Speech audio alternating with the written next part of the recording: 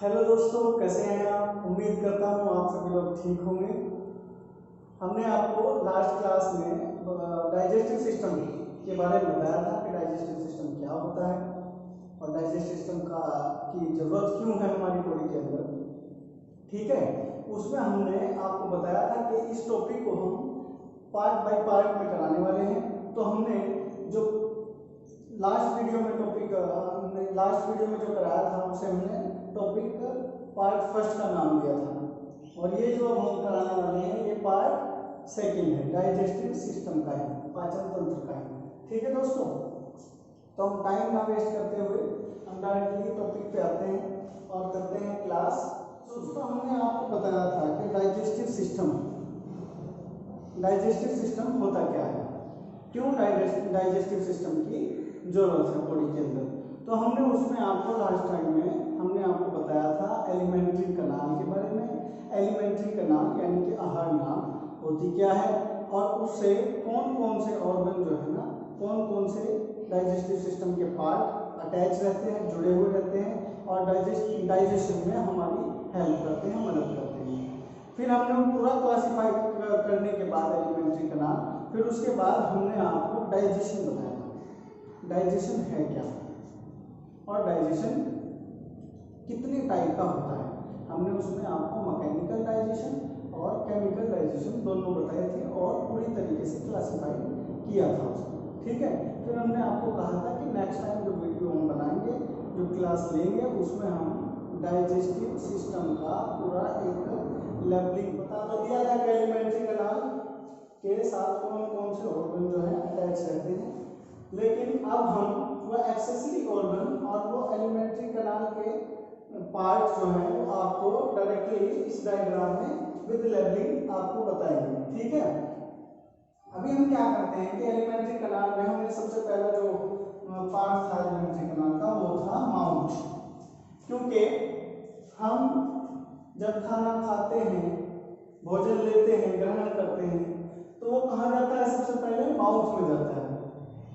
Mouth में हमारे mouth में टीथ प्रेजेंट रहते हैं, जो टीथ जो है उस भोजन को, उस खाने को चबाने का काम करते हैं और चबा करके उसे छोटे पार्टिकल में, स्मॉल पार्टिकल्स में उन्हें क्या करते हैं, उसे जो है तोड़ते हैं, डिकम्पोज करते हैं, तोड़ते हैं। और ये सलाइवरी ग्लैंड्स होती हैं। ये क्या है, हमारा एक्सेसरी ऑर्गन है, ये एक्सेसरी ऑर्गन मैंने आपको बताया था। ठीक है, ये क्या है, सलाइवरी ग्लैंड्स एक्सेसरी ऑर्गन है। ठीक है, हमने इसमें तीन पार्ट बताए थे, 3 pairs of salivary glands, liver, gall bladder और आपका जो है पैंक्रियास। ये एक्सेसरी ऑर्गन में आते हैं, बाकी सब किसमें आते हैं, एलिमेंट्री कनाल में। ठीक है, तो फिर उसके बाद जो है सलाइवरी ग्लैंड्स होती है। सलाइवरी ग्लैंड्स जो है हमने बताया था आपको, सम एंजाइम्स का क्या करती हैं, सिक्रेशन करती हैं। कौन कौन से, एमाइलेज, लाइसोजाइम और टैलिन। इन एंजाइम्स का क्या करते हैं, ये टैलिन, एमाइलेज और लाइसोजाइम का क्या करती है, सलाइवरी ग्लैंड सिक्रेशन करती है। और कुछ इलेक्ट्रोलाइट्स का भी सिक्रेशन करती है, क्या बताया, सोडियम, पोटेशियम और क्लोरीन जैसे। ठीक है, ये उसमें मिक्स होने के बाद क्या काम होता है उन एंजाइम्स का, जो एमाइलेज एंजाइम है वो क्या करता है, वो कार्बोहाइड्रेट का क्या करता है, हाइड्रोजनेशन करता है। हाइड्रोजनेशन यानी कि वो, और वही एंजाइम क्या करता है, स्टार्च को माल्टोज में कन्वर्ट करने के लिए उत्तरदायी है। किसे, स्टार्च को माल्टोज में कन्वर्ट करने के लिए क्या है, रिस्पॉन्सिबल है। देखिए कैसे कि जो हमारा स्टार्च होता है, स्टार्च फूड के अंदर जो स्टार्च पाया जाता है, लार्वा के अंदर जो स्टार्च पाया जाता है, उसे क्या करता है, एमाइलेज क्या करता है, पीएच होना चाहिए उसका, जो पीएच है वो 6.8 पीएच होना चाहिए। और ये क्या करता है, माल्टोज में इसे कन्वर्ट कर देता है स्टार्च। ठीक है, तो वो एंजाइम्स इसी तरीके से अलग अलग एंजाइम जो है बॉडी की अलग अलग रिएक्शंस को कंप्लीट करने के लिए रिस्पॉन्सिबल होते हैं। बिना एंजाइम्स के हमारी बॉडी के अंदर घटने वाली क्रियाएं, होने वाली रिएक्शंस कंप्लीट नहीं हो सकती, उनका बड़ा महत्वपूर्ण योगदान है। इसके बाद हमारा क्या आता है, एक टंग होती है, जीभ होती है, जो मसल्स की बनी हुई होती है, ठीक है। और उसी के नीचे जो है ना सलाइवरी ग्लैंड्स पाई जाती हैं, ठीक है। और टेस्ट बड भी पाई जाती हैं, जो खारा है, मीठा है, तीखा है, कड़वा है, ये कैसे पता चलता है? जो हमारी टेस्ट बड होती है, जीभ के जो टंग के ऊपर होती है टेस्ट बड, वो ही खारा, मीठा, कड़वा, फीका, तीखा, उसका जो है पता लगाने के लिए रिस्पॉन्सिबल होती है। तो ये टंग क्या करती है, दूसरा भी काम करती है। जो हमारा भोजन होता है, चबाने का काम दांत करते हैं, और टंग क्या है, उसे मिक्स करने का और मूव करने का काम करती है, और सटकने का काम करती है, ठीक है, निगलने का काम करती है। फिर उसके बाद आता है आपका फेरेंक्स और लैरिंक्स। लैरिंक्स जो होता है ये हमारा कंठ होता है, कंठ होता है हमारा, इसी को ही हम वॉइस बॉक्स में बोलते हैं, ठीक है। स्वर जो निकलते हैं, हमारी आवाज जो निकलती है, वो इसी कंठ के द्वारा निकलती है, ठीक है। और यहीं से हम जो यहीं से दो पाइप जाते हैं, एक तो आपका जाता है ओसोफेगस, ठीक है। ओसोफेगस जो होता है आपका, ये आपका खाना निगलने के काम आता है, और एक होता है ट्रैकिया। ट्रैकिया जो है वो सांस लेने के काम आता है। तो वो जो ट्रैकिया है वो हम जब रेस्पिरेटरी सिस्टम पढ़ेंगे उसमें कराएंगे। तो फिर फेरेंक्स के बाद ये गला जो है, यहाँ से भोजन निगल लिया, सटकने के बाद फिर आपका आता है ओसोफेगस। ओसोफेगस यानी कि ग्रसनी, यहाँ से जो है भोजन जो है फिर इस ग्रसनी से होते हुए स्टमक में जाता है। कहाँ जाता है? स्टमक में जाता है। अब जब स्टमक में भोजन गया तो यहाँ जो है पाचन की क्रिया शुरू होती है। क्या होता है? पाचन की क्रिया शुरू होती है। तरह तरह के एंजाइम यहाँ से सिक्रेशन होता है, जो कि तरह तरह के जो एलिमेंट्स हैं, जो इंपॉर्टेंट एलिमेंट्स हैं, उन्हें डिकम्पोज करने के लिए, तोड़ने के लिए उत्तरदायी रहते हैं, ठीक है। जैसे आपका एमाइलेज हुआ, पेप्टिडेज हुआ, ठीक है, आपका लाइपेज हुआ। लाइपेज होता है वो आपका जो है ना लिपिड, फैटी एसिड और ऑयल्स को क्या करता है, वो डाइजेस्ट करने का काम करता है, तोड़ने का काम करता है, डिकम्पोज करने का काम करता है। आपका जो पेप्टिडेज होता है वो वो होता है आपका पेप्टिडेज होता है, वो एमिनो एसिड को जो है क्या करता है, तोड़ने का काम करता है, वो पचाने का काम करता है, ठीक है। तरह तरह के एंजाइम यहाँ पे सिक्रेट होते हैं और भोजन पचता है, ठीक है। फिर उसके बाद जो है ये आपका भोजन कहाँ चला जाता है? छोटी आंत में चला जाता है। लेकिन उसके बीच में दो एक्सेसरी ऑर्गन जो हमने बताए थे आपको, वो आते हैं, जैसे कि पेनक्रियाज और लिवर और गल ब्लैडर, ठीक है।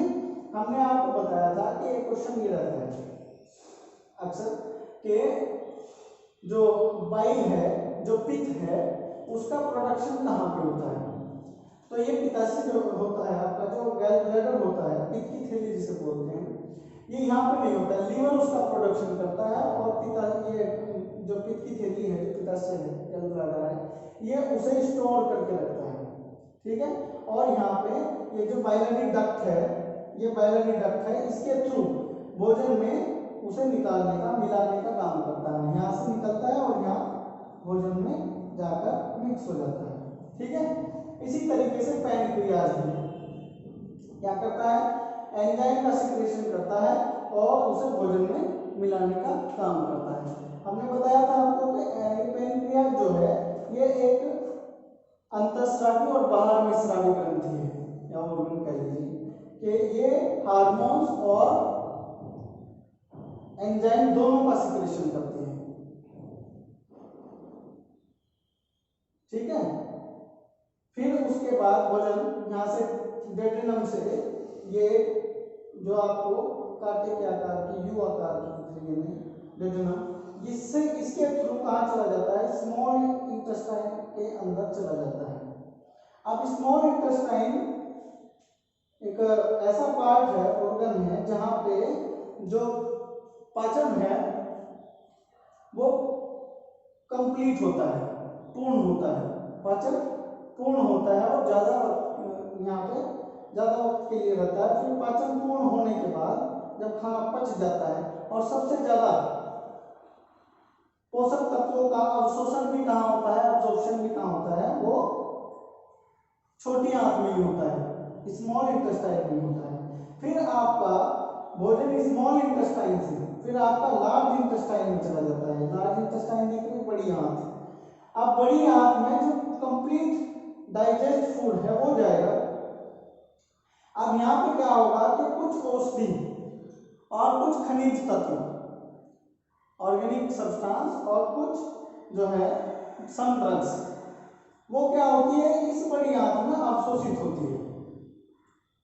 बाकी कुछ तो एनएस के थ्रू दी जाती है मेडिसिन, और कुछ मेडिसिन जो डायरेक्टली माउथ के थ्रू दी जाती है वो भी काफी टाइम बाद, जो जिनकी मतलब आप जो है इंटरकोटिंग टैबलेट्स जो होती हैं वो कहाँ जाकर होती हैं। जैसे हम आपकी एंटासिड ले लें, एंटासिड को हम एज इट इज ले लें, जो टैबलेट है वो क्या होगी, वो घुलेगी नहीं पेट में, जल्दी नहीं घुलेगी, क्योंकि उसका जो डिसइंटीग्रेटिंग टाइम है वो बहुत ज़्यादा लंबा होता है।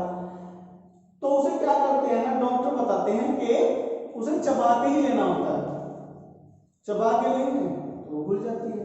ठीक है, तो कुछ टैबलेट्स का, कुछ ड्रग्स का और कुछ खनिज तत्वों का सिर्फ अवशोषण इसमें होता है, और जो वेस्ट मटेरियल है, अवशिष्ट है, वो क्या होता है यहाँ पे हार्ड हो जाता है, और मल यानी कि फैकल मटेरियल के थ्रू, फैकल मटेरियल जो है बचता है, जो वेस्ट मटेरियल जो बचता है पचने के बाद, वो एनएस के थ्रू बाहर निकाल दिया जाता है।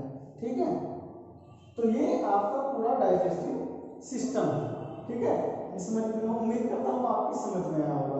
एक बार फिर से मैं बता देता हूँ, माउथ आता है इसके अंदर, माउथ के अंदर आपको बताया टीथ है, जीभ है वो चबाने का काम करती है, फिर सलाइवा ग्लैंड्स और फिर फेरेंस, ये सब पार्ट मैंने लिख दिए हैं, ये आप इसमें से नोट कर लीजिएगा। ठीक है, अब दोस्तों हम बढ़ते हैं इससे नेक्स्ट आगे का जो अब नेक्स्ट टॉपिक आता है, वो आता है आपका जो है एब्जॉर्प्शन, अवशोषण। ठीक है, ये आप कर लीजिए, मैं रफ कर देता हूँ।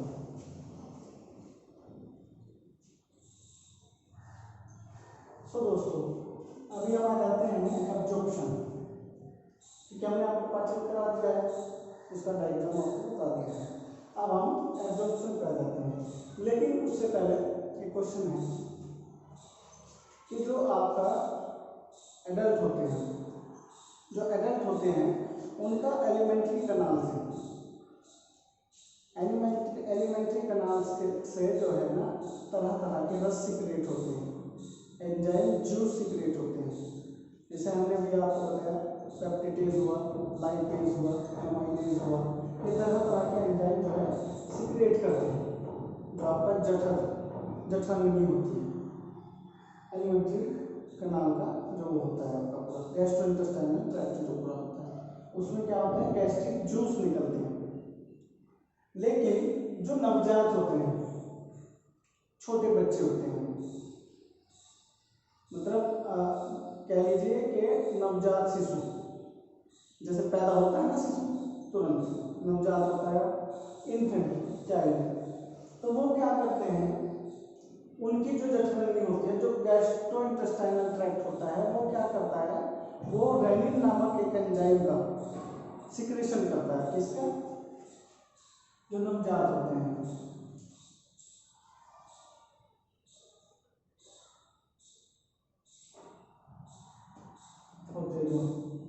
नवजात होते हैं जो, उनका जो जीआई ट्रैक्ट होता है,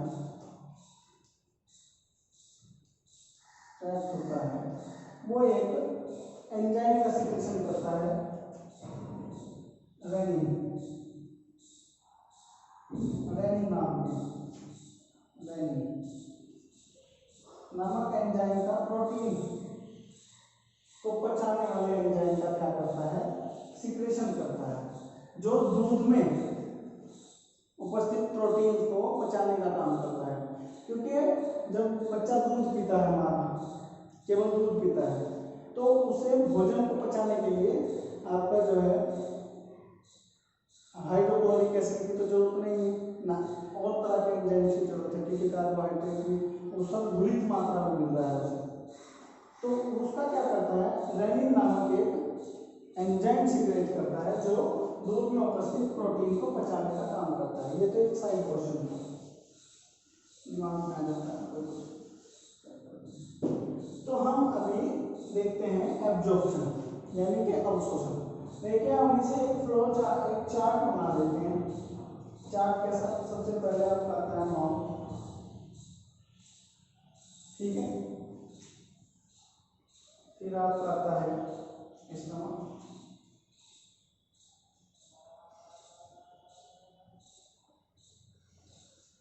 फिर आपका आता है स्मॉल इंटेस्टाइन,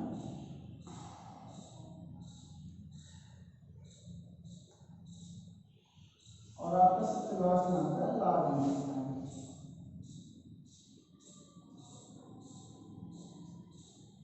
ठीक है, अभी हम देखते हैं कि कौन से जो है पार्ट में किस चीज का सिक्रेशन वो एब्जॉर्प्शन होता है।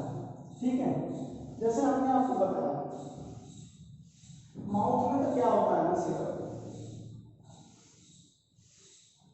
माउथ में कुछ कुछ औषधियां जो है, जैसे आपका हम देखें सम ड्रग्स, कौन कौन सी ड्रग्स जिनका अवशोषण होता है, वो होती है जैसे आपकी सोर्बिट्रेट, कौन सी, सोर्बिट्रेट, सम औषधि यानी कि सम ड्रग्स एब्जॉर्प्शन होता है इसमें। ठीक है, सम ड्रग्स का एग्जाम्पल सोर्बिट्रेट,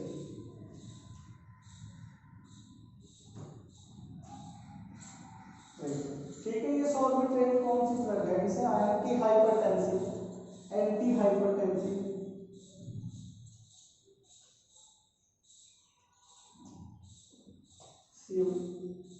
या एंटी एंजाइनल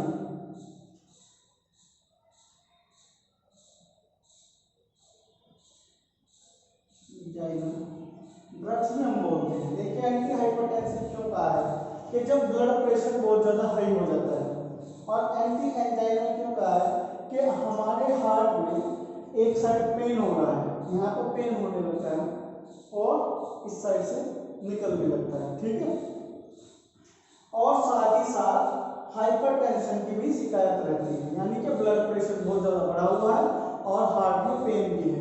तो अब हम क्या करते हैं, इमरजेंसी ट्रीटमेंट देते हैं सोर्बिट्रेट।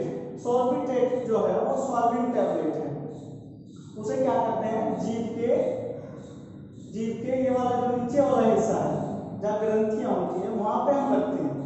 वहां पे रखने के बाद क्या होता है, वो टैबलेट सडनली सस्टेन रिलीज हो जाती है, घुल जाती है, और जो आपका ब्लड सेल होती है वो ब्लड सेल उन्हें जीभ के नीचे से ही, टंग के नीचे से एब्जॉर्ब कर लेती है। ठीक है, और हमारा ब्लड प्रेशर जो है वो सडनली डाउन हो जाता है, नॉर्मल कंडीशन में हम आ जाते हैं। ठीक है, तो कुछ ड्रग्स, कुछ औषधि, सम ड्रग्स का जो है सिर्फ एब्जॉर्प्शन होता है यहाँ पे माउथ के अंदर। फिर हम आ जाते हैं आपका स्टमक में। स्टमक में क्या है, स्टमक में जैसे वाटर आपका, और सिंपल स्टार्च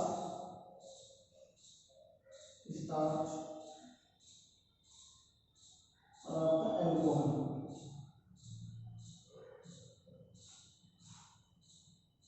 इनका क्या होता है, एब्जॉर्प्शन होता है। जब स्टमक में भोजन जाता है, भोजन के साथ साथ हमने जैसे भोजन में क्या होता है, स्टार्च होती है और हम खाने के साथ पानी भी पीते हैं। तो उस पानी का और सिंपल स्टार्च का क्या होता है, एब्जॉर्प्शन स्टमक के अंदर होता है। और एल्कोहल का, जो एल्कोहल हम पीते हैं उसका भी क्या होता है, स्टमक के अंदर एब्जॉर्प्शन होता है, अवशोषण। फिर आ जाते हैं हम स्मॉल इंटेस्टाइन पे। स्मॉल इंटेस्टाइन जो है ये मुख्य अंग है पाचन क्रिया का, जिसके अंदर पाचन क्रिया क्या होती है, वो कंप्लीट होती है। डाइजेशन रिएक्शन जो है वो कंप्लीट हो जाती है और जो उसके डाइजेशन के अंतिम उत्पाद है,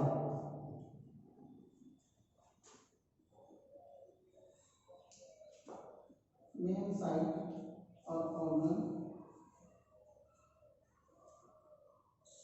डाइजेशन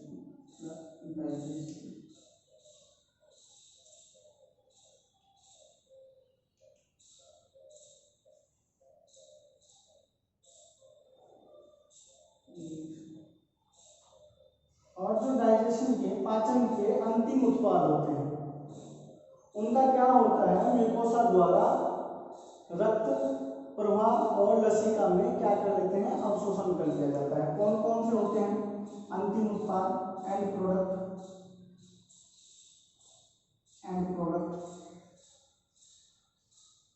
कौन कौन से होते हैं, एक तो आपका होता है ग्लूकोज और फ्रक्टोज,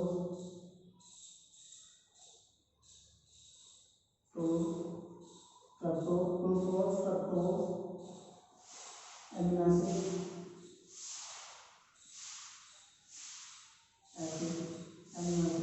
फैटी एसिड।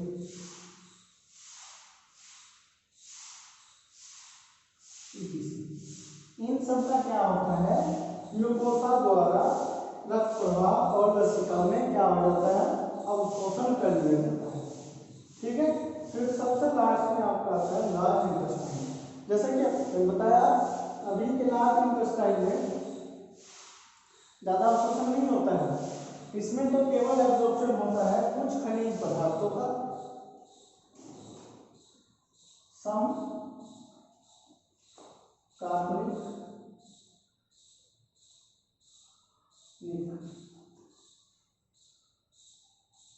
सब्सटेंस और सम ड्रग्स का।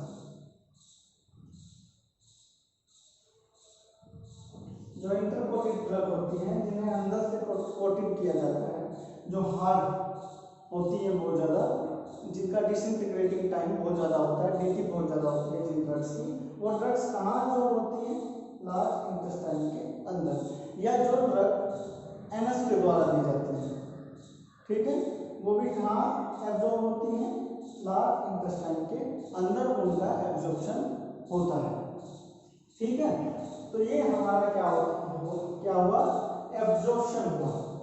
एब्जॉर्प्शन माउथ के, स्टमक के और लार्ज इंटेस्टाइन और स्मॉल इंटेस्टाइन के अंदर जिन जिन चीज़ों का एब्जॉर्प्शन होता है वो हमने चार्ट आपके सामने बनाई। अब क्या होता है कि पाचित, ये लार्ज इंटेस्टाइन के बाद जो पाचित पदार्थ होते हैं, जो डाइजेस्ट प्रोडक्ट जो आपका होता है, जो एलिमेंट्स होते हैं, वो कहाँ पहुँच जाते हैं, फिर वो ऊतकों के पास पहुँच जाते हैं, यानी कि टिश्यूज के पास पहुँच जाते हैं। किनके, टिश्यूज के पास जो है वो पहुँच जाते हैं और फिर वो अनेकों उपयोग में काम लाए जाते हैं, जैसे टिश्यू वृद्धि, सेल का फॉर्मेशन और सेल वृद्धि, कोशिका वृद्धि करने के लिए, सेल डिवीजन करने के लिए क्या करते हैं, काम में लाए जाते हैं। और इस रिएक्शन को क्या बोलते हैं, स्वांगीकरण बोलते हैं।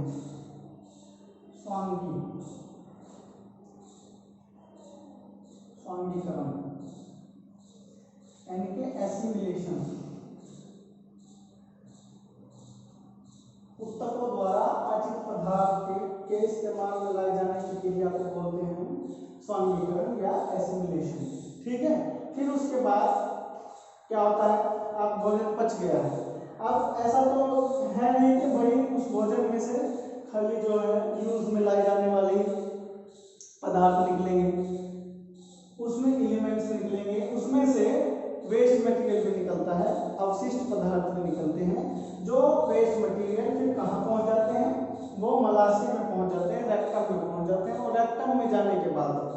न्यूरल रिफ्लेक्स जो है वो क्रिएट करते हैं। एक तंत्रिकीय क्रिया क्या क्या करते हैं वो शुरू करते हैं, जिससे कि मल त्यागने की इच्छा उत्पन्न होती है और फिर वो अवशिष्ट पदार्थ फैकल मटेरियल कहाँ बाहर निकाल दिया जाता है एनएस के थ्रू। ठीक है, कौन सी रिएक्शन होती है? न्यूरल रिफ्लेक्स रिएक्शन होती है, जिससे कि मल त्यागने की इच्छा पैदा होती है, फिर वो बाहर निकाल दिए जाते हैं। ठीक है, ये आपका एब्जॉर्प्शन पूरा कंप्लीट हो गया है। ठीक है, तो अगर आपको इसमें कुछ भी आपको लगे कि आपकी समझ में नहीं आया है तो आप कमेंट करके हमसे क्वेश्चनिंग कर सकते हैं, पूछ सकते हैं। और अगर वीडियो अच्छी लग रही है या बुरी लग रही है, जैसी भी लगी आपको, वो भी आप कमेंट करके हमें बता सकते हैं। और वीडियो को देखने के बाद अगर समझ में आया तो लाइक जरूर किया करें, और अगर चैनल पर नए हैं तो हमारे चैनल को सब्सक्राइब कर लें और घंटी के बेल आइकन को दबा दें, जिससे कि हमारी हर वीडियो का नोटिफिकेशन आप तक पहुंचता रहे और आप किसी भी वीडियो से या किसी भी क्लास से छूटे ना। ठीक है, और अपने दोस्तों में जरूर शेयर करें। ठीक है, थैंक यू दोस्तों।